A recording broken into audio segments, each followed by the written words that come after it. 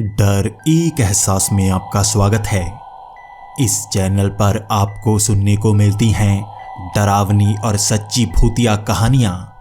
अगर आपको ऐसी ही वीडियोस देखना पसंद है तो हमारे इस चैनल को सब्सक्राइब करना ना भूलें। तो अब बढ़ते हैं आज की कहानी की ओर।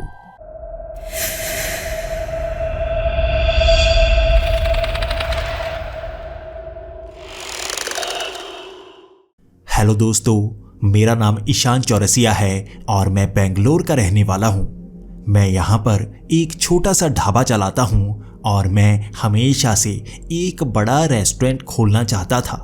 मुझे खाना बनाने का शौक तो हमेशा से रहा। बचपन से ही नई नई खाने की चीज़ें बनाना मैं पसंद किया करता था और कभी कभी ऐसी चीज़ें बना दिया करता जो कोई और बना नहीं पाता। जल्दी जल्दी खाने की बढ़िया चीज़ें बनाना और एक बड़ा सा रेस्टोरेंट खोलकर सारी दुनिया को उसमें खिलाना, यही मेरा शौक है। लेकिन कभी कभी आपकी जेब आपको ये बता देती है कि आपकी हैसियत कितनी है। मैं अपनी हैसियत जान गया था। एक छोटा सा ढाबा भी मैं कई सालों बाद खोल पाया था। इससे पहले मैं एक छोटा सा ठेला चलाया करता था। यहाँ पर मैं खाने पीने की छोटी मोटी चीज़ें बेचा करता। धीरे धीरे पैसे जोड़ता रहा और अंत में मैं ये ढाबा खोल पाया। काफ़ी उम्र बीत गई ये ढाबे तक पहुंचने में और मैं जान गया था बाकी की उम्र मेरी अकेले ही बीतेगी। मेरी उम्र 40 साल की हो गई है।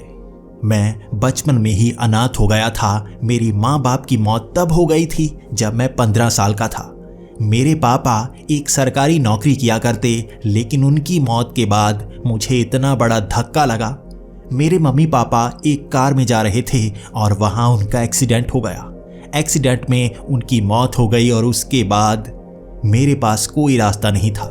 मैं छोटी मोटी दुकानों पर काम करता।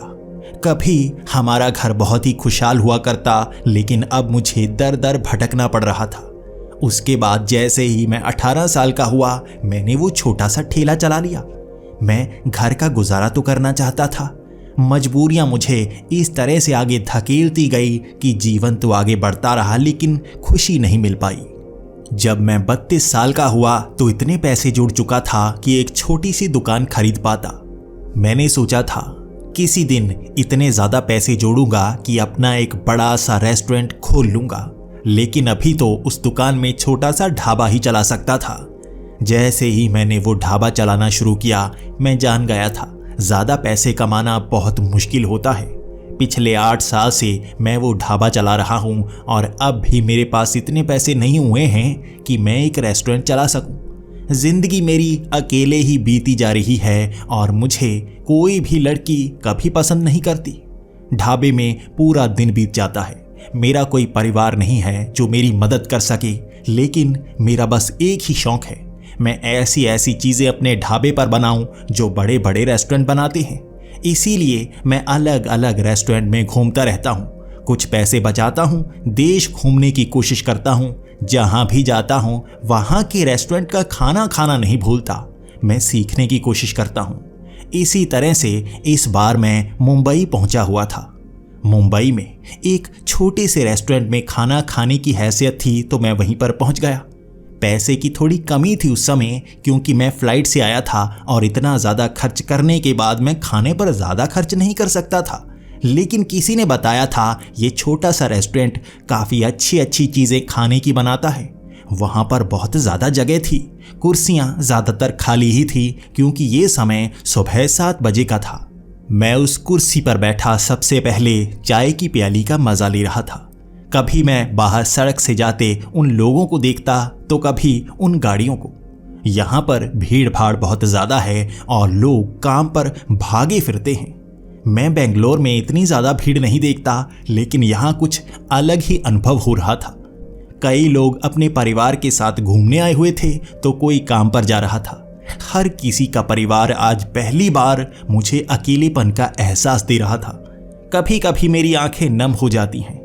मैं परिवार को याद करता हूँ, अपनी मम्मी को याद करता हूँ, अपने पापा को याद करता हूँ। यहाँ पर कुर्सी पर बैठे हुए भी मेरा ध्यान बाहर ही था, लोगों पर, उनके बच्चों पर, कैसे उनका परिवार बढ़ रहा है। जैसे ही मेरी नज़रें घूमी, सामने वाले टेबल पर एक लड़की बैठी थी। उसके हाथ में कई कागज थे। उसने कुछ छोटी सी चीज झोले में छिपा रखी थी और उसे वो उस टेबल पर रखे हुए बार बार घूरे जा रही थी। उसके बाद उसकी नजरें मुझ पर पड़ी। उसने एक मुस्कान दी और दोबारा उस झोले की तरफ देखने लगी।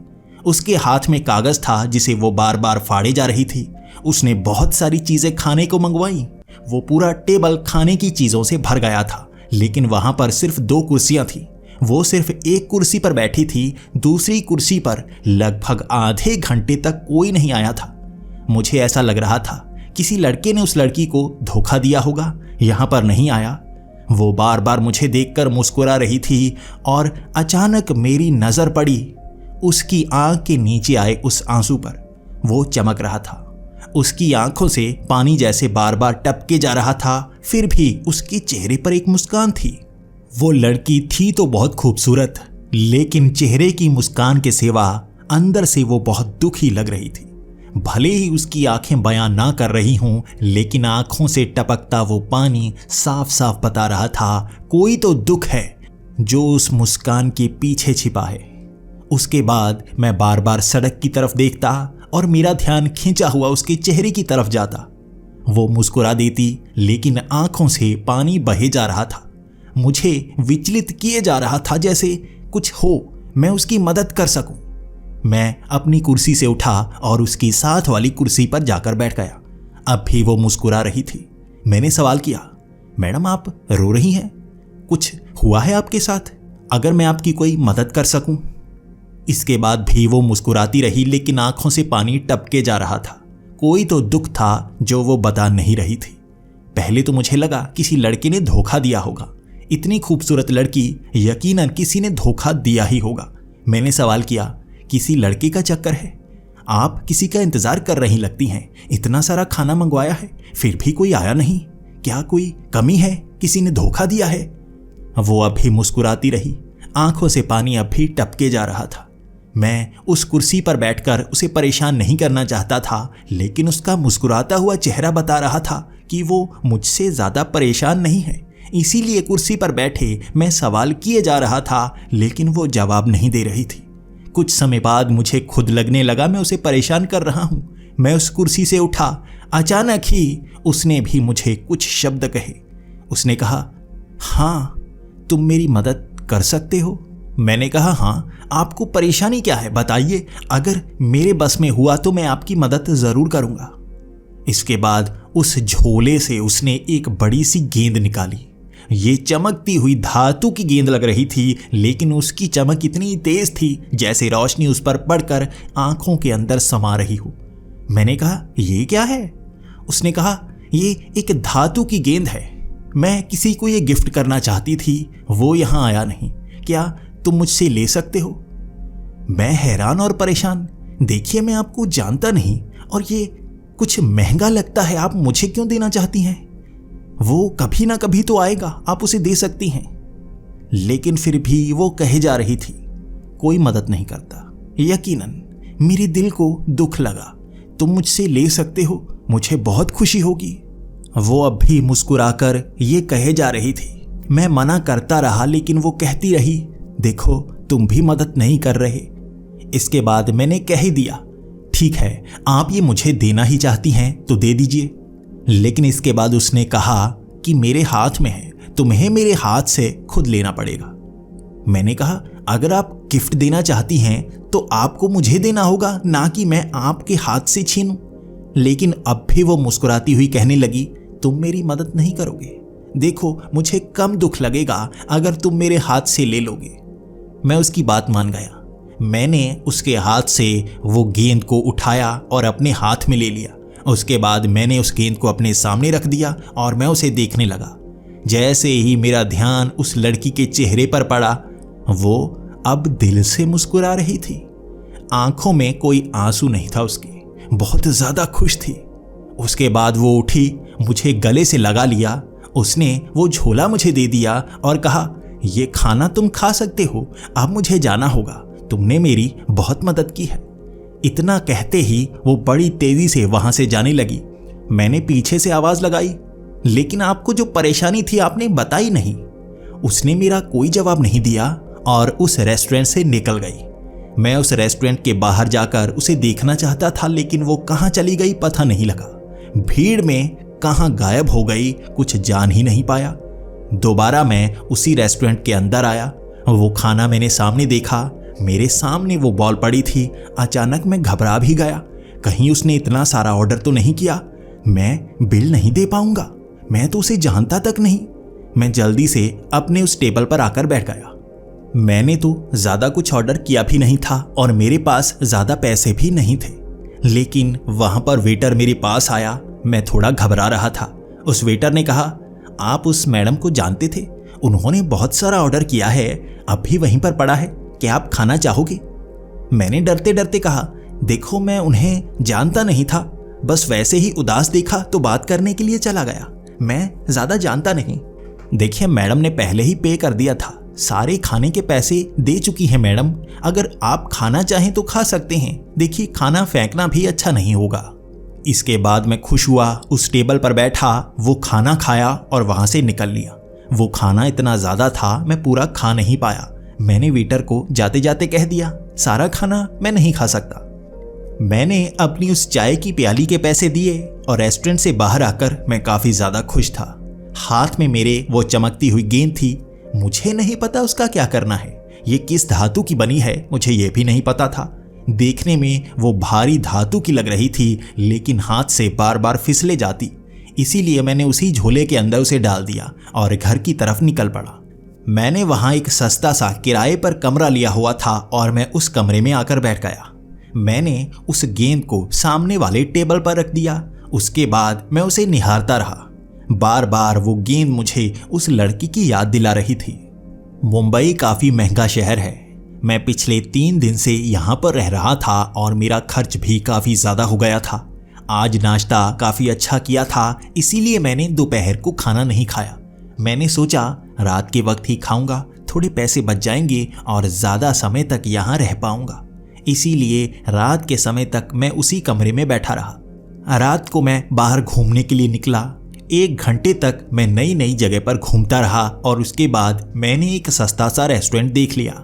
काफ़ी पूछने के बाद मुझे ये पता चला था कि ये यहाँ का बहुत अच्छा रेस्टोरेंट है, काफ़ी सस्ते में खाना खिलाता है और काफ़ी टेस्टी होता है इनका खाना। मैं यहाँ भी कुछ नया मंगवाने वाला था। अब भी मैंने वो चमकती हुई गेंद अपने पास ही रखी हुई थी। मैंने उस झोले को टेबल के सामने रख दिया और उसके बाद मैं मन में ही सोचने लगा, काश मेरे पास ज़्यादा पैसे होती तो मैं अच्छा खाना खा पाता। यहाँ पर भी कुछ सस्ता सा ही देखना पड़ेगा, मेरे पास पैसे हैं ही नहीं, जिंदगी में कभी पैसे तो कमा पाऊंगा ही। लेकिन उसके बाद वो गेंद हिली, वो झोला अपने आप हिला। ऐसा लग रहा था कोई चीज उस झोले के अंदर है। वो झोला इस तरह से हिला था कोई छोटा सा जीव उसमें घुस गया हो। पहले तो मैं डर गया और सोचने लगा इसमें क्या घुस सकता है, लेकिन उसके बाद मैंने झोले को खाली करने के बारे में सोचा। सबसे पहले उसमें से वही चमकती हुई गेंद निकली, लेकिन थोड़ा और झाड़ा तो 5,000 रुपए उस झोले से निकले। उसे देखकर मैं हैरान हो गया था। क्या इस झोले में पैसे भी थे? लेकिन मैंने हाथ डालकर चेक तो किया था, पैसे नहीं थे। ये पैसे अचानक कहां से आ गए? हैरान परेशान मैं सोचे जा रहा था, लेकिन मेरे सवाल का जवाब कोई नहीं दे सकता था। शायद इसका जवाब वो लड़की ही दे सकती थी। मैं अब काफी खुश हो गया। वहां पर उस रात मैंने बहुत अच्छी अच्छी चीजें खाई। मेरे पास 5,000 रुपए थे। इससे मैं अगले दिन बहुत ही अच्छा खाना खा सकता था, अच्छे रेस्टोरेंट में जा सकता था। मैं उस झोले को लेकर रात को अपने टेबल पर बैठ गया और उसे निहारता रहा। इस झोले में पैसे थे, मुझे पता ही नहीं लगा। पहले ही पता होता तो उस लड़की को पैसे लौटा देता।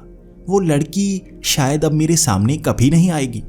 फिर मैंने सोचा क्यों ना उस छोटे से रेस्टोरेंट में जाऊं, हो सकता है वहां पर वो लड़की हर रोज आती हो। अगली सुबह मैं उसी रेस्टोरेंट में पहुंच गया था। 7 बजे तक मैं इंतजार करता रहा, लेकिन वो लड़की नहीं आई थी। 9 बजे तक भी वो लड़की नहीं आई तो मैंने सोचा अब उठकर जाने का समय हो गया है। मैं 3 प्याली चाय की पी चुका था, अब भी इंतजार किए जा रहा था।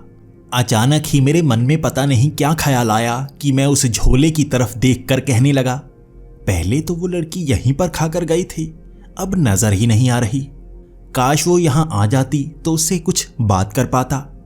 मैंने बस इतना कहा था, फिर से महसूस हुआ जैसे उस झोले में कुछ हो। मैं हैरान परेशान सा हो गया था और थोड़ा सा डर भी गया था। मैंने डरते हुए ही झोले को खाली कर दिया, लेकिन इस बार उसमें से सिर्फ वो गेंद निकली थी और कुछ नहीं निकला। एक पल के लिए मुझे लगा जैसे दोबारा इसमें पैसे आ गए हों, लेकिन पैसे नहीं आए थे, बस जैसे गेंद ही अजीब तरह से हिली हो। कुछ समय तक मैं उसे देखता रहा, दोबारा उसे झोले में डाल दिया क्योंकि वो बहुत ही चमकती हुई गेंद थी और बहुत ज़्यादा फिसलती थी। दोबारा झोले में डालकर मैं इधर उधर देखने लगा और उस रेस्टोरेंट के बाहर मैंने उस लड़की को देखा। वो हैरान परेशान वहां पर खड़ी थी और इधर उधर झांकी जा रही थी। ऐसा लग रहा था जैसे वो भटक कर यहां पर आ गई हो। अचानक मैं उस रेस्टोरेंट से बाहर निकलकर उसके सामने पहुंच गया। मुझे देखकर वो इतना ज्यादा डर गई थी, वो डर कर पीछे गिर चुकी थी। क्या मैं इतना डरावना हूं? आप मुझे देखकर इस तरह से डर क्यों रही हैं? लेकिन उसने कोई जवाब नहीं दिया। वो डरी सहमी सी आंखें बंद करके वहीं पर बैठी हुई थी। उसके बाद मैंने उसे खड़ा किया, लेकिन मेरे छूने से भी वो बहुत ज्यादा डर रही थी। मैंने उसे सवाल किया, क्या हुआ? आप मुझसे इतना ज्यादा डर क्यों रही हैं? तो उस लड़की ने कहा, मुझे दोबारा याद मत करना, मेरे बारे में मत सोचो, तुमने बस उस दिन मेरी मदद कर दी, भूल जाओ मुझे, भूल जाओ।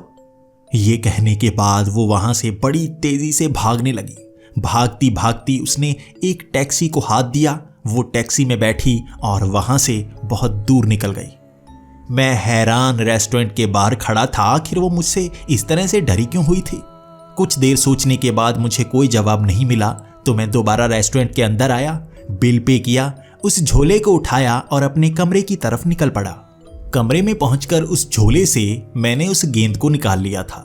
वो लोहे का चमकता हुआ गोला मैंने बेड पर रख दिया था। बार बार झोले को झाड़े जा रहा था। वो क्या जीव है जो इसमें हिलता हुआ नजर आता है? क्या ये गेंद अपने आप हिलने लगती है?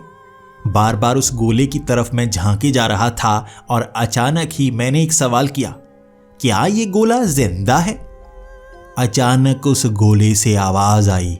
हाँ, वो आवाज पूरे कमरे में इस तरह से गूंजी थी जैसे पहाड़ों में हमारी आवाज गूंजती है। कुछ सेकंड तक वो आवाज गूंजती रही थी। इससे मैं बहुत ज्यादा डर गया था। कुछ पल के लिए मैं सन्न सा हो गया था और मैंने दोबारा सवाल किया, क्या ये आवाज इस गोले से आई है? फिर से आवाज आई, हाँ, इस गोले से ही आवाज आई है। ये आवाज भी उस कमरे में गूंजती रही। मैं हैरान परेशान और डरा हुआ। आखिर ये गोला मुझसे बात कर रहा है, क्या चीज है ये? मैंने डरते डरते एक और सवाल किया, तुम क्या चीज हो? ये गोले में क्या चीज है? तो जो मुझे जवाब मिला उससे मैं हैरान भी था और डरा हुआ भी।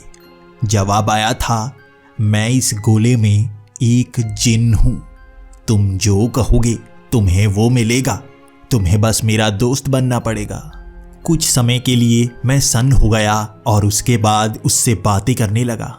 मुझे धीरे धीरे बहुत ज़्यादा जानकारी मिलती जा रही थी।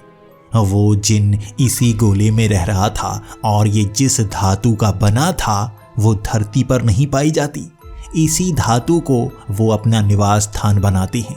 ये अलग तरह का जिन था जो मेरी बहुत ज़्यादा मदद करने वाला था। मैंने पहली परख कुछ पैसे मांग कर की। मैंने कहा, मुझे 1 लाख अगर अभी मिल सकते हैं तो दे दो। लेकिन कुछ ही क्षण में वो झोला हिला जैसे उसमें कुछ हो, कोई जीव। मैंने हाथ डाला तो 1 लाख रुपए उसमें पहुंच चुके थे। मैं बहुत ज़्यादा खुश। मेरे पास एक जिन आ गया है जो मेरी बहुत ज़्यादा मदद करने वाला है। जो मैं कहूँगा ये मुझे वो देगा। कुछ समय के लिए मुझे बहुत ज़्यादा खुशी हो रही थी और उसके बाद वो गोले में जिन बोला, तुम्हें मेरे साथ दोस्ती निभानी पड़ेगी, मुझे छोड़कर नहीं जाना है। मैंने कहा, नहीं नहीं, मैं छोड़कर क्यों जाऊंगा? तुम तो मुझे इतने सारे पैसे देने वाले हो, तुम मुझसे दोस्ती करने वाले हो। मेरा कभी कोई अच्छा दोस्त नहीं रहा। अगर तुम मेरे दोस्त बन जाओ तो मेरे लिए इससे अच्छा क्या होगा? उसके बाद मैंने उससे पूछा, तुम जिन कहाँ पर रहते हो, कहाँ से आते हो? तो उसने कहा, हम यहीं पर रहते हैं, कहीं और से नहीं आते, लेकिन अपना घर बदलते रहते हैं, अपने दोस्त बदलते रहते हैं। हमारा जीवन बहुत लंबा होता है, इंसान इतना लंबा जी नहीं पाते, इसलिए दोस्त बदलने पड़ते हैं। लेकिन अकेलेपन का एहसास बुरा होता है, इसलिए हमें नए दोस्त चाहिए। तुम भी जब बूढ़े होकर मर जाओगे, मुझसे दूर हो जाओगे, मुझे नया दोस्त उस समय मिलेगा, तब तक तुम मेरा साथ निभाना। मैंने भी हामी भर दी और उस दिन बहुत मज़ा आया था। जब मैं बाहर गया तो 1 लाख रुपए मेरे पास थे। मैं पूरा दिन उसे खर्च करता रहा, मैं नई नई चीज़ें लेता रहा। मैंने वो चीज़ें भी ली जो मैं कभी ले नहीं पाता था। मैं हमेशा से गरीब था, लेकिन इतने सारे पैसे खर्च करके मुझे खुशी बहुत हुई। जैसे ही शाम हुई, मैंने 1 लाख रुपए और मांग लिए और उस गोले के जिन ने मुझे वो पैसे भी दे दिए। रात को मैं 5 स्टार होटल में गया था और वहाँ ज़िंदगी में पहली बार खाना खाया था। ये मेरा दोस्त मेरी बहुत ज़्यादा मदद कर रहा था। उस रात मैं उससे बातें करने लगा और उसने कहा, देखो भूख मुझे भी लगती है, खाना मुझे भी चाहिए होता है, इसका मज़ा मैं भी लेना चाहता हूँ, क्या तुम मेरे लिए कुछ खाना ला सकती हो?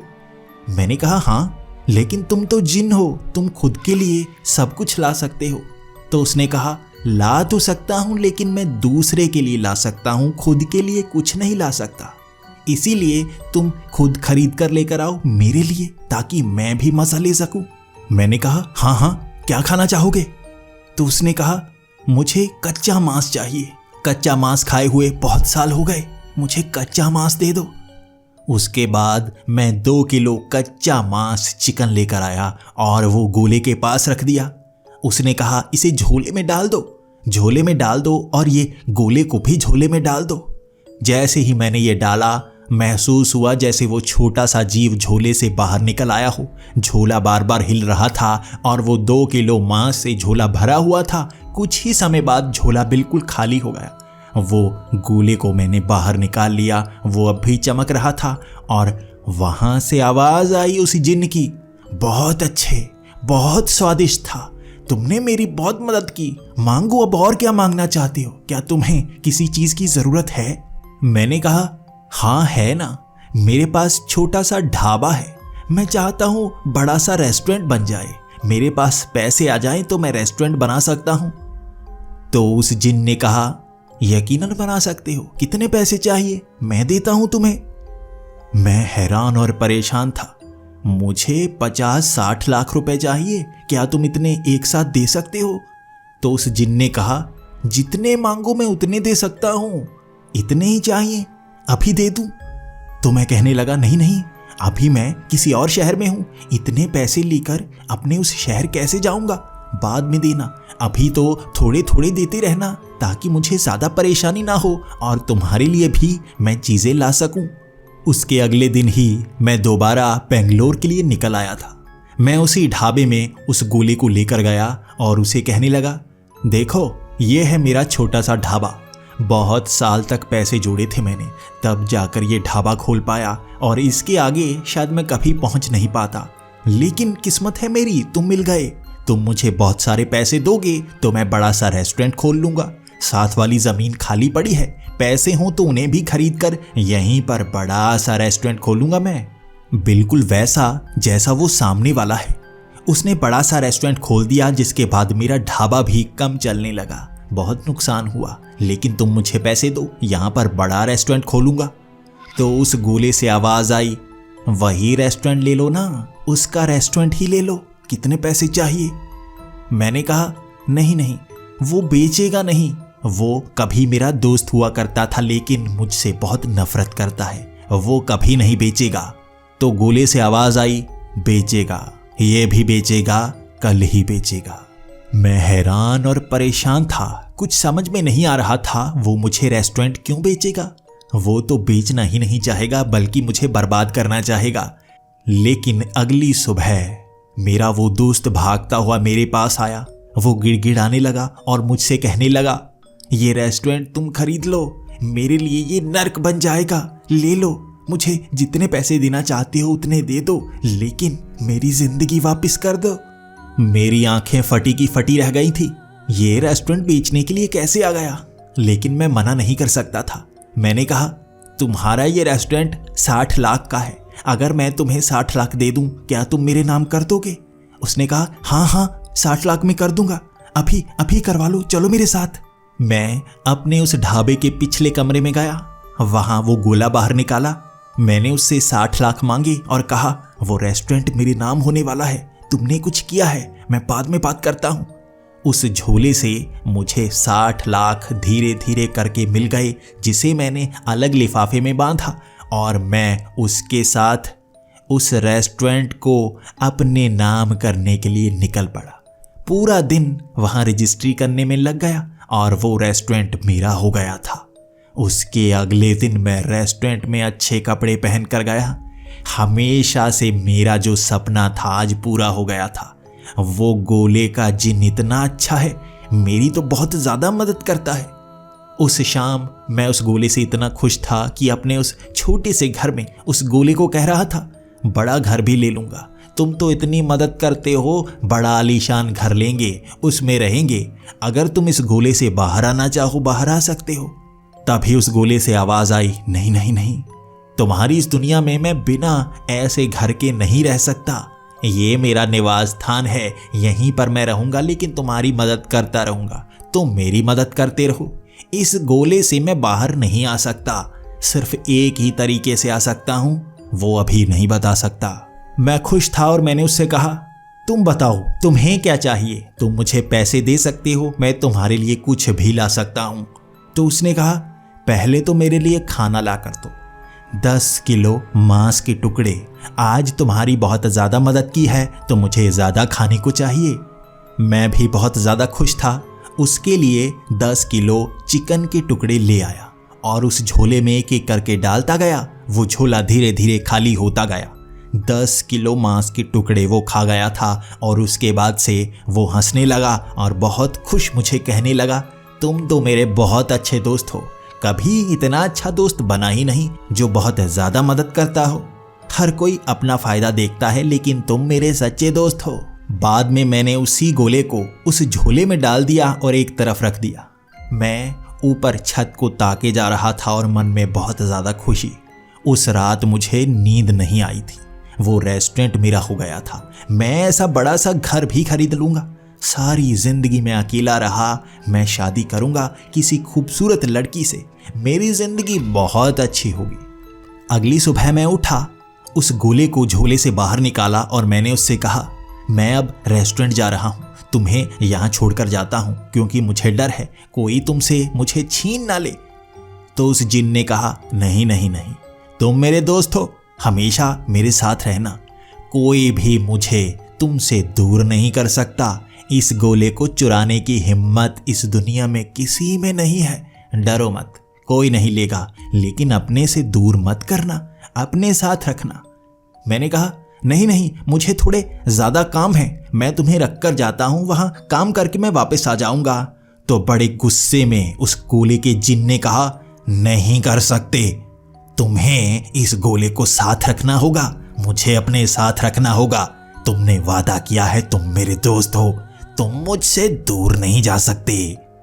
जब उसने गुस्से में ये कहा था, वहां बिजली कड़कने लगी थी, वहां बंद कमरे में बादल घिराए थे, वहां अंधेरा सा हो गया था। ऐसा लग रहा था मैं अपने कमरे से गायब होकर किसी सुनसान जगह पर पहुंच गया हूं। ऐसी मिट्टी की खुशबू आ रही थी। अचानक मैं कहने लगा, हाँ हाँ साथ लेकर जाता हूं ना, बंद करो ये, बंद करो। मैं डरा हुआ ये कह रहा था और वहां एकदम से मैं कमरे में पहुंच गया। वो हंसकर कहने लगा, मेरे दोस्त हो तुम, साथ रहो मेरे। मैंने वो झोले को अपने पास रखा और मैं रेस्टोरेंट के लिए निकल पड़ा। मैं रेस्टोरेंट में उस झोले को पास रखे हुए वहां पर काम करने वाले हर बावर्ची से बात कर रहा था। एक एक करके मैं वेटर से भी बात कर रहा था। कुछ ही समय बाद अचानक सब जैसे बेहोश हो गए, जैसे कोई गैस वहां पर फैल गई हो। मेरी आंखों के सामने वो सब नीचे धड़ाम करके गिर चुके थे। मैं हैरान और परेशान, यहाँ क्या हुआ है, कुछ हुआ है क्या, किसी ने गोली मारी, कोई गैस आई, क्या हुआ? कोई मेरा जवाब देने के लिए वहां होश में नहीं था। तो मैंने ये जवाब उस गोले के जिन से मांगा। मैंने कहा, क्या हुआ, यहाँ पर सब बेहोश क्यों हो गए, किसने किया ये? तो वो गोले के जिन ने कहा, मैंने किया।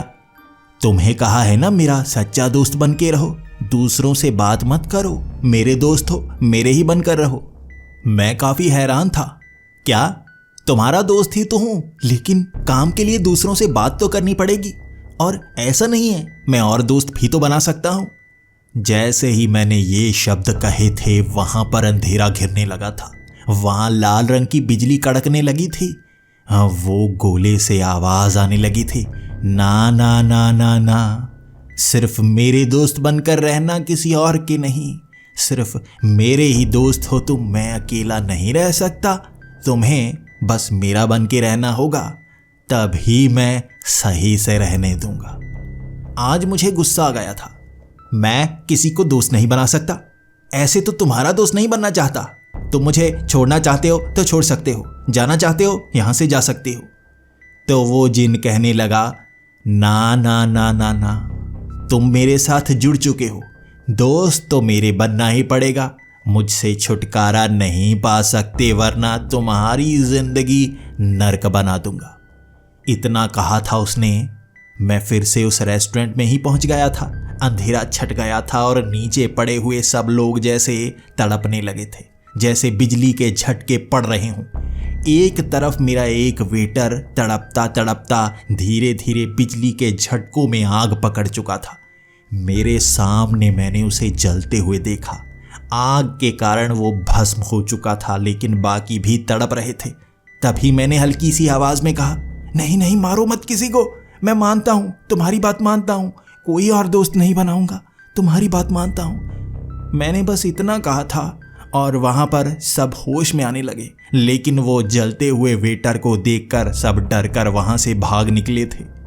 मैंने मध्यम सी आवाज में उस गोले से कहा, इसे ठीक कर दो, इस वेटर को जो जल रहा है। तो उसने कहा, मैं किसी मरे हुए को जिंदा नहीं कर सकता। जो एक बार मर जाता है बस खत्म हो जाता है। इसीलिए तुम्हें कहा था, सोच समझ कर करना जो भी करना, मेरे दोस्त हो, मेरे दोस्त ही रहना। मैं घबरा चुका था, डर चुका था, सहम चुका था। वो बावर्ची, वो वेटर वहां से भाग चुके थे और पुलिस वहां पर आ चुकी थी। यहाँ सीसीटीवी कैमरे लगे हुए थे, इसलिए मेरी जान बच पाई थी। लेकिन हर कोई हैरान, आखिर कैसे यहाँ बिजली के झटके पड़ने शुरू हो गए और उसे आग कैसे लग गई, कोई समझ नहीं पाया। मेरा ये रेस्टोरेंट आगे कुछ दिनों के लिए बंद होने वाला था। पुलिस अपनी इन्वेस्टिगेशन करने वाली थी, इसलिए मुझे अपने घर भेज दिया गया था। मैं पहले तो शक के घेरे में था, लेकिन सीसीटीवी फुटेज ने मुझे शक से बाहर निकाल दिया था। अपने उस कमरे में मैं अकेला बहुत ज़्यादा डरा हुआ था। मैं समझ नहीं पा रहा था क्या करूं। ये कैसी बला मुझसे चिपक गई है जो मुझसे शायद दूर ना हो पाए। तभी मैंने उस गोले को झोले से बाहर निकाला और सामने रख दिया। उसके बाद वो बोलना शुरू हो गया, आज तुम्हें और क्या चाहिए, मांगो, कुछ ना कुछ मांगते रहो, मैं तुम्हारी ज़रूरत पूरी करता रहूँगा, और दोस्त हो ना, मेरी मदद भी करते रहना। मैं डरा हुआ कुछ मांगना नहीं चाहता था।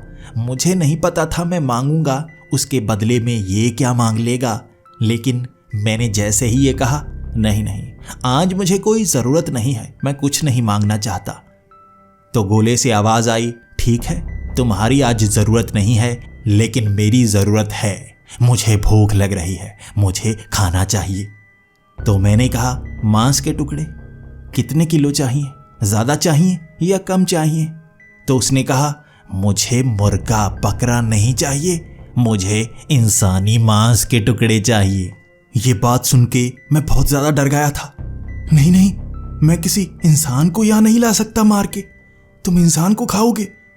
तो वो हंसने लगा, जिंदा इंसान नहीं चाहिए, मैं बुरा नहीं हूं, बस भूख लगी है, कोई लाश ला दो, मैं उसे खा लूंगा।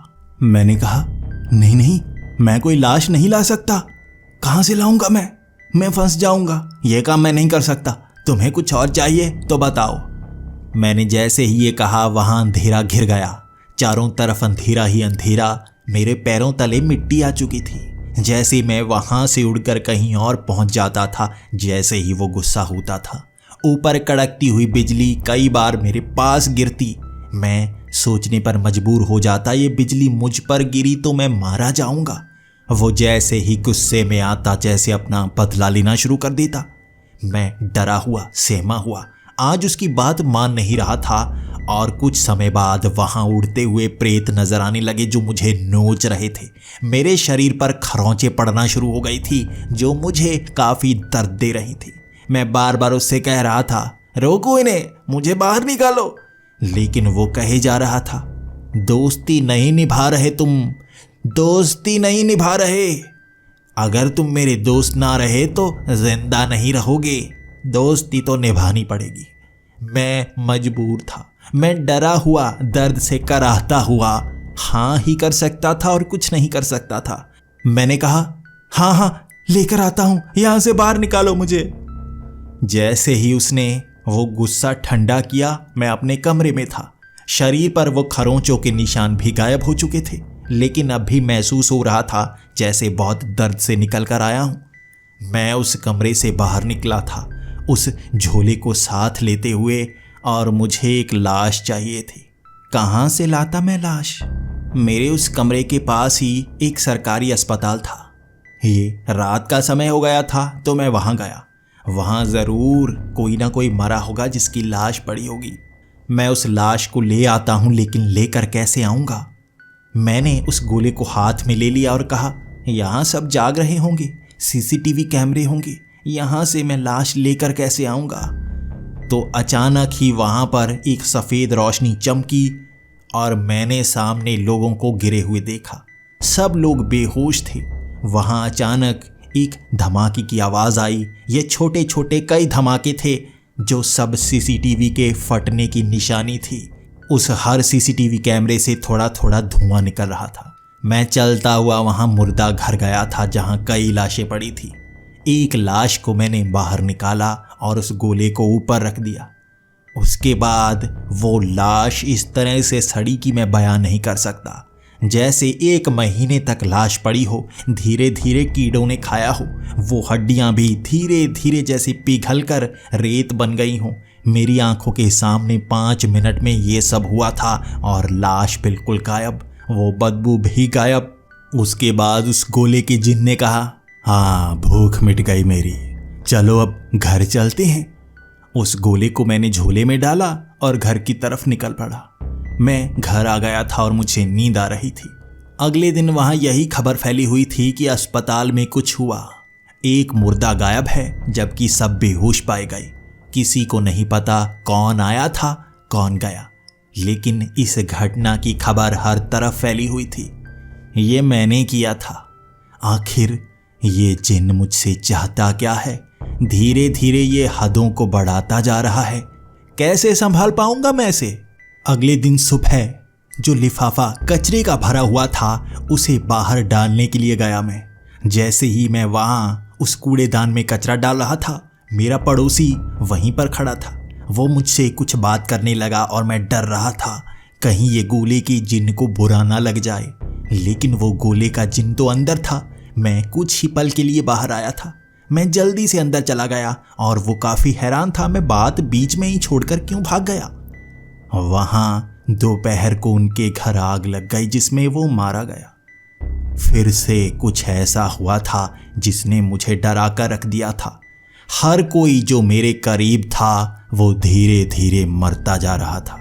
इसके बाद मेरे ढाबे में काम करने वाले वो बावर्ची जिन्हें मैं बार बार फोन करके मेरे उस रेस्टोरेंट में काम करने के लिए मना रहा था, वो एक एक करके मारे गए उसी दिन। मैं जैसे अकेला फिर चुका था और उस कमरे में बैठा उस गोले के जिन को जैसे मनाने की कोशिश कर रहा था। मैं अकेला जिंदगी नहीं बिता सकता। हम इंसानों की ज़रूरत होती है, हमें दोस्त चाहिए होते हैं। तुम मेरे पक्के दोस्त हो जो हमेशा मेरे साथ रहोगे, लेकिन बात करने के लिए किसी और की भी तो ज़रूरत होती है। लेकिन वो बार बार गुस्से में आ जाता और कहने लगता, मेरे दोस्त बनकर रहना, किसी और के मत होना। तुम्हें पता है अंजाम क्या होता है, सिर्फ मेरे, किसी से बात मत करना। इस बात ने मुझे बहुत ज़्यादा डरा दिया। आने वाले दिन और भी भयानक होते गए। मैं अब उस अस्पताल से सिर्फ 3 बार ही लाशों को ला पाया, कितनी लाशें लाता। वहां पर पुलिस वाले खड़े होना शुरू हो गए थे। वो बेहोश तो होते, लेकिन किसी ना किसी दिन मैं पकड़े जा सकता था। जब ये धोखा देगा मैं बुरा फंसूंगा। उसके बाद मैं कब्रों को खोद खोद कर लाशों को निकालने लगा। धीरे धीरे ये बड़े जानवरों को खाने की जिद करने लगा, जिंदा जानवरों को खाने की जिद करने लगा। उसके बाद एक रात 8 बजे उसने कहा, मुझे आत्मा खानी है, तुम मेरे लिए आत्मा लेकर आओ। मैंने कहा, आत्मा कैसे ला सकता हूं? क्या कोई जिंदा इंसान लाना पड़ेगा? तो उसने कहा, नहीं नहीं नहीं, इंसानों को मैं नहीं खाता, तुम्हें पहले भी कह चुका हूं। मैं मुर्दा खा सकता हूं, इंसान जिंदा नहीं खा सकता। मैं आत्मा खाना चाहता हूं। उसने मेरे हाथ में एक लंबी सी रस्सी पकड़ा दी जो चमकदार सफेद रंग की थी। वहां वो गोला उड़ता हुआ अंधेरे में घुस गया और मैं भी उससे खींचता हुआ पीछे। हम एक ऐसी जगह पहुंचे जो वैसी अंधेरे वाली दुनिया लग रही थी। जमीन पर मिट्टी थी, लेकिन आसपास अंधेरा। जैसे उस गोले से निकलने वाली रोशनी कुछ मीटर तक रोशनी करती, लेकिन ज्यादा दूर तक नहीं दिखता। वहां आसपास गले हुए पेड़, अजीब अजीब रोशनियां, आसमान में गरजती हुई वो बिजली साफ साफ सुनाई दे रही थी। लेकिन वहां धीरे धीरे उड़ते हुए वैसे ही प्रेत आकर मुझे जैसे खरोंचने लगे। मेरे शरीर पर खरोंचों के निशान पड़ रहे थे। तभी उस गोले से आवाज आई, इस रस्सी से पकड़ लो किसी एक को। मैंने उस रस्सी को मारा, एक प्रेत को जैसे उसमें जकड़ लिया। वो प्रेत उड़ नहीं पा रहा था और बार बार चीखे जा रहा था। उस रस्सी को खींचकर उस अंधेरे से हम बाहर आ गए। हम अपने कमरे में थे और उस रस्सी से बंधा था वो प्रेत। तब उस गोले से आवाज आई, तुमने दोस्ती निभाई, मेरे लिए एक आत्मा लेकर आए हो, प्रेत आत्मा। इसे खाकर बहुत मजा आएगा। वो उस प्रेत आत्मा को रस्सी समेत ही निगल गया था। उस गोले में एक बड़ा सा मुंह नजर आया था, जिसके अंदर वो प्रेत समा गया। पहली बार मैंने इसका मुंह देखा था। दांत बड़े बड़े थे और इसके मुंह के अंदर गले तक दांत ही दांत बने हुए थे। ये जैसे अजीब सा कोई जानवर हो और चबा चबा कर उस प्रेत आत्मा को ये छोटे छोटे हिस्से करके खा गया।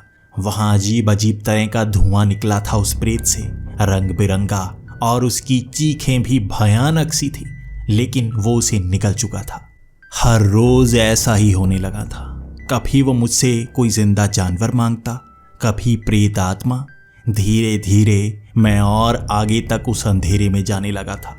प्रेत, पिशाच, वहाँ अजीब अजीब रंग बिरंगी चीजें, वो हर चीज को खाने को मांगता, खुद में समाने को मांगता। वो धीरे धीरे उस गोले से बाहर आने लगा था। वो अपनी बाजू भी उस गोले से बाहर निकालता, अपना चेहरा भी उस गोले से बाहर निकालता।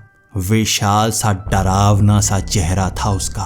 वो कोई साधारण जिन्न नहीं, शैतानी जिन्न था जो मुझसे बुरे बुरे काम करवाए जा रहा था। जिससे भी मैं बात करता वो उसे मार देता।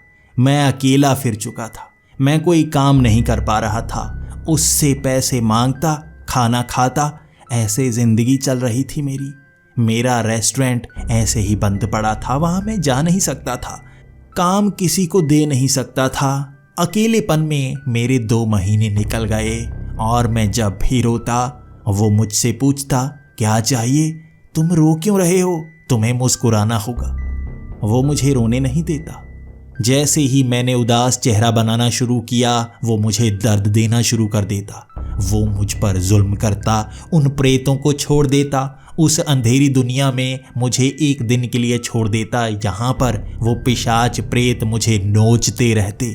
दर्द के मारे मैं कराहता रहता, मेरे शरीर के हिस्से कर दिए जाते, मेरी टांगें उखाड़ दी जाती। वो दर्द पूरा दिन मैं सहता और अगले दिन वो मुझे वहां से वापस ले आता, मेरा शरीर बिल्कुल सही। लेकिन घाव अगर शरीर पर ना भी हो, वो दर्द का एहसास याद रहता है। वैसा असहनीय दर्द बार बार सहना पड़ता, इसलिए चेहरा मेरा मुस्कुराता ही रहता। आंखों से आंसू टपकते रहते, लेकिन मुस्कान चेहरे पर रखनी पड़ती मुझे। मेरे पास अब कोई रास्ता नहीं था। मैंने उससे पूछा, मुझे बताओ जो लड़की पहले तुम्हारी दोस्त थी वो तुमसे दूर क्यों हो गई? तो वो कहने लगा, वो बुरी थी, मेरी दोस्ती छोड़ गई। मैंने कहा, दोस्ती छोड़ी कैसे? तुम मेरे दोस्त बने कैसे? मैं उसे यादगार बनाना चाहता हूँ। कैसे बने थे तुम मेरे दोस्त? अचानक क्या बस वो गोला मिलने के कारण मेरे दोस्त बन गए? क्या इस तरह से तुम किसी और को दोस्त बना सकते हो? तो उस जिन्न ने कुछ समय तक सन्नाटा वहां पर बिछाए रखा और बाद में वो बोला, इस गोले को कोई छीन नहीं सकता। दुनिया की कोई शक्ति तुम्हारे हाथ से ये गोला छीन नहीं सकती। वो वहीं पर मारा जाएगा और ना ही तुम इस गोले को किसी और को दे सकती हो। तुम मारे जाओगे। अगर तुम्हारी मर्जी से कोई गोला तुम्हारे हाथ से ले ले तो मैं उसका दोस्त बन जाऊंगा और तुम्हें भुला दूंगा। मुझे तुमसे कोई गम नहीं होगा क्योंकि मेरा नया दोस्त बन जाएगा, लेकिन धोखे की सजा मौत होगी।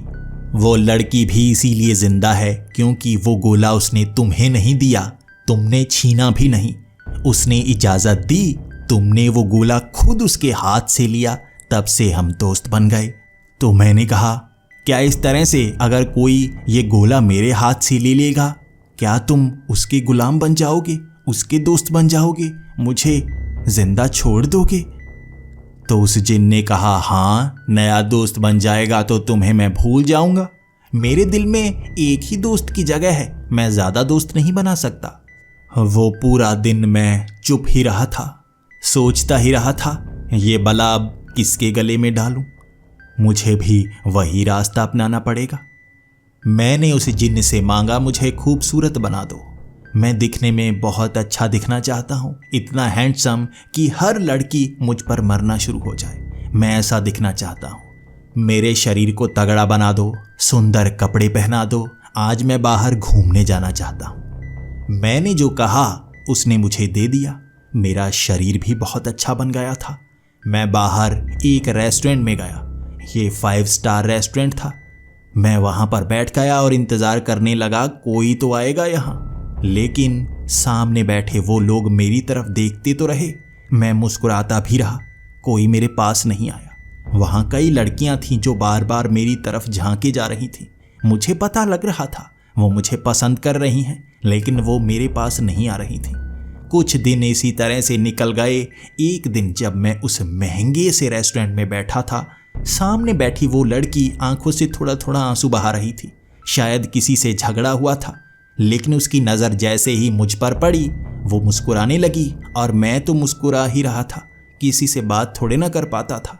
आंखों से आंसू ज़रूर टपकते थे मेरे, जो मेरे दर्द की कहानी बयां करते थे। वो लड़की चलती हुई मेरे पास आई, मेरे आंसू को देखकर बोलने लगी, तुम मुस्कुरा तो रहे हो लेकिन तुम्हारा दर्द मैं पढ़ सकती हूँ। तुम काफ़ी स्मार्ट हो, लगता है किसी लड़की ने धोखा दिया है। मैं मुस्कुराता रहा था लेकिन कोई जवाब नहीं दिया था। मुझे डर था इससे बात करूंगा कहीं वो इसे मार ना दे। मैं किसी बेकसूर को मरता हुआ नहीं देख सकता था। कुछ समय तक वो सवाल करती रही। उसने कहा, मैं यहाँ बैठ सकती हूँ। मैंने कोई इशारा नहीं किया, वो अपने आप बैठ गई। लड़कियाँ पता नहीं क्यों पहल खुद ही कर देती हैं। वो मुझसे सवाल करती रही, मैं कोई जवाब नहीं दे रहा था। अंत में उसने कहा, क्या मैं तुम्हारी मदद कर सकती हूँ? मुझे बता दो, मैं हर तरह की मदद करूँगी तुम्हारी। तुम इतने स्मार्ट हो। मुझे भी मेरा बॉयफ्रेंड छोड़ गया है, हम दोनों इकट्ठे रह सकते हैं। अगर वो लड़की तुम्हें छोड़ गई है, उसे भुलाने में मैं तुम्हारी मदद करूँगी। मेरी ज़बान पर बस यही शब्द थे, क्या तुम मेरी सच में मदद करना चाहती हो? उसने कहा, हाँ। मैंने वो चमकता हुआ गोला झोले से बाहर निकाला, हाथ ऊपर कर दिया और कहा, क्या तुम इस चमकते हुए गोले को मेरे हाथ से ले सकती हो? किसी और के लिए ये तोहफा था, वो मुझे छोड़ गई है। क्या तुम इस गोले को मेरे हाथ से ले सकती हो? वो लड़की मुस्कुराने लगी थी। उसने अपना हाथ आगे की तरफ बढ़ा दिया। वो मेरे हाथ से वो गोले को उठाने ही वाली थी। पता नहीं मेरे दिल की धड़कन तेज क्यों हो गई। पता नहीं मुझे ये लगा, मैं इसे बलि का बकरा नहीं बना सकता। मैं ये बला किसी और पर नहीं छोड़ सकता। मैंने तेजी से वो गोला दोबारा झोले में डाल दिया और कहा, तुम यहाँ से जा सकती हो, भागो यहाँ से। मैं गुस्से में उसे गालियां निकाले जा रहा था और वो रोती हुई वहां से चली गई। वो बाहर जा रही थी और मैं बार बार उसे गालियां दिए जा रहा था। तभी उस गोले से आवाज आई, क्या वो तुम्हें परेशान कर रही है? क्या कुछ करना है उसका? क्या वो तुम्हारी दोस्त बनना चाहती थी? मैंने उस गोले से कहा, नहीं नहीं, मुझसे चिपक रही थी, भगा दी मैंने। मेरा कोई और दोस्त थोड़े ना बन सकता है, सिर्फ तुम मेरे दोस्त हो। उसे तो भगा दिया मैंने, अब दोबारा मेरा चेहरा नहीं देखेगी कभी। वो गोले से अब कोई आवाज नहीं आई थी। मैं दूर तक उस लड़की को भागते हुए देख रहा था और मेरा मन बैठा जा रहा था, कहीं कुछ हो ना जाए उसके साथ। लेकिन वो दूर तक निकल गई, कुछ हुआ नहीं। तब मन को तसल्ली हुई, जिंदा बच गई वो। लेकिन ये बला कैसे पीछा छुड़ाऊंगा इससे मैं? उस चमकते गोले को लेकर मैं दोबारा घर आ गया था। अब मुझे कोई और तरीका अपनाना होगा। मैं ये बला किसी और पर नहीं छोड़ सकता। मैं अनाथ हूं, मेरा कोई नहीं है। मैं ये झेल गया। अगर किसी और का परिवार होगा, ये सबको मार देगा। ये आसपास किसी को जिंदा नहीं छोड़ेगा। ये बला बहुत खतरनाक है। कुछ दिनों तक मैं सोचता रहा था इस बला से पीछा कैसे छुड़ाऊं। मैं इससे पूछता रहा था, क्या हो सकता है कि तुम मुझसे दूर भी हो जाओ और मुझे नुकसान भी ना पहुंचाओ? वो हर बार गुस्से में आ जाता, जवाब नहीं देता। तुम जानते हो मुझे कैसे मारना है, मुझे किसी भी तरह से मार सकते हो। मैं भी जानना चाहता हूं तुम्हें मैं कैसे मार सकता हूं। सच्चे दोस्त हो, जवाब दो मुझे। तो उसने कहा, जिन को मारा नहीं जा सकता। हम ऐसी आत्मा है जो समय के साथ ही खत्म होती है। उससे पहले हमें मिटाया नहीं जा सकता, सिर्फ बंदी बनाया जा सकता है। जैसे मैं इस गोले का बंदी हूं। मुझे हर सवाल ने मायूस ही किया। कोई जवाब नहीं था उसके पास। मैं उससे पीछा नहीं छुड़ा सकता था। 5 महीने बाद, मुझे नहीं पता, वो रात के 12 बजे थे। चेहरे पर मुस्कान लेकिन आंखों में आंसू। अकेलेपन का दर्द मेरे मन में था और इससे छुटकारा पाने की कोशिश अब भी करना चाहता था। मुझे नहीं पता वो ख्याल मेरे मन में कैसे आया और मैंने कहा, मुझे ऐसा एक और गोला चाहिए। मुझे तुम्हारे जैसा एक और गोला चाहिए, मुझे ला कर दो। तुम मेरे सच्चे दोस्त हो, मेरी ये मुराद पूरी करो। कुछ समय बाद उस झोले में हलचल हुई। 2 गोले बाहर आ गए थे, एक ये, एक और। उस गोले में भी एक जिन्न था और मुझे पता था यहाँ 2 जिन्न क्या कर सकते हैं। मैंने उस दूसरे जिन्न को कहा, क्या तुम्हें भी किसी दोस्त की ज़रूरत है? तो उसने कहा, हाँ। मैंने झट से कह दिया, मैं बनूंगा तुम्हारा दोस्त। और वो पहले गोले का जिन्न बहुत ज़्यादा गुस्सा हो गया था। मैंने तुम्हारी मदद की, तुम मेरे साथ धोखा कर रहे हो। तो मैंने दूसरे वाले जिन्न से कहा, मुझे इससे पीछा छुड़ाना है। वो दोनों जैसे एक दूसरे से दुखी थे। वो मेरा दोस्त बनना चाहते थे, लेकिन अब मेरे 2 जिन्न दोस्त थे और वो एक दूसरे को मार भी नहीं सकते थे। वहां बिजली कड़कड़ाती रही थी। मैं उस अंधेरे में खड़ा देख रहा था। दर्द सहने की तो आदत थी, लेकिन आज कोई प्रेत मुझ पर हमला नहीं करना चाहता था। प्रेत जितने भी वहां पर आ रहे थे, इनके झगड़े में मारे जा रहे थे। कड़कड़ाती बिजली, वो शक्तियां मैं देख पा रहा था। इनमें असीम शक्तियां थीं जो आपस में झगड़ने के कारण बाहर निकल रही थी। वो एक दूसरे को मार तो नहीं सकते, ये मैं जानता था। इस झगड़े का अंत मुझ पर कहर बनकर बरसेगा, लेकिन मैं मरने के लिए भी तैयार था। मेरा प्लान इनको झगड़ा करवाकर मारने का नहीं था, कुछ और था। काफी समय वो झगड़ते रहे। उसके बाद मैंने दोनों गोले अपने हाथ में ले लिए और कहा, मैं तुम्हें हुक्म देता हूं, मेरे सामने आ जाओ, झगड़ा बंद करो। मेरी बात तो उन्हें मारनी ही पड़ी। वो झगड़ा बंद करके मेरे सामने थे, लेकिन गुस्से में थे। उनका गुस्सा अब मुझ में था। उसके बाद मैंने उनको कहा, तुम इस गोले को मेरे हाथ से लो, मैं तुम्हें इजाज़त देता हूँ। और तुम इस गोले को मेरे हाथ से लो, मैं तुम्हें इजाज़त देता हूँ। दोनों ने ऐसा ही किया। मैं छूट चुका था। वो एक दूसरे के दोस्त बन गए थे और वो मुझसे कुछ नहीं चाहते थे, एक दूसरे से चाहते थे। बदले में वो एक दूसरे को भी वही चीज़ दे रहे थे जो दूसरा चाहता था। मैं अपने कमरे में था और वो गोले वहां से गायब हो चुके थे। उसके बाद मैंने वो गोले कभी नहीं देखे। मुझे नहीं पता वो जिन्न कहाँ हैं और क्या कर रहे होंगे। वो खौफनाक शैतान आज भी कहीं होंगे, लेकिन अब वो एक दूसरे के दोस्त हैं, एक दूसरे के गुलाम, तो वो किसी तीसरे को परेशान नहीं कर सकते। मैं उसके बाद उन्हें कभी देख नहीं पाया और वो रेस्टोरेंट अब भी मेरे नाम है, जिसे मैं धीरे धीरे करके दोबारा चलाना शुरू कर रहा हूँ। मेरे पास अब अच्छे पैसे आ रहे हैं, जो मेरी मेहनत के पैसे हैं। मैंने जिंदगी में कुछ गलतियाँ की हैं, जिसका सबक मैं सीख गया हूँ। ये एक बला होती है जिससे सिर्फ चतुराई से ही पीछा छुड़ाया जा सकता है। मैं खुश हूँ इतना चतुर मैं निकला, वरना वो नर्क मुझे पूरी जिंदगी झेलना पड़ता। मैं तो इस बला से दूर निकल पाया, लेकिन आपका जवाब चाहता हूँ। अगर आप मेरी जगह होते तो क्या करते? अपने जवाब कमेंट्स में ज़रूर बताना, मैं जानना चाहूँगा।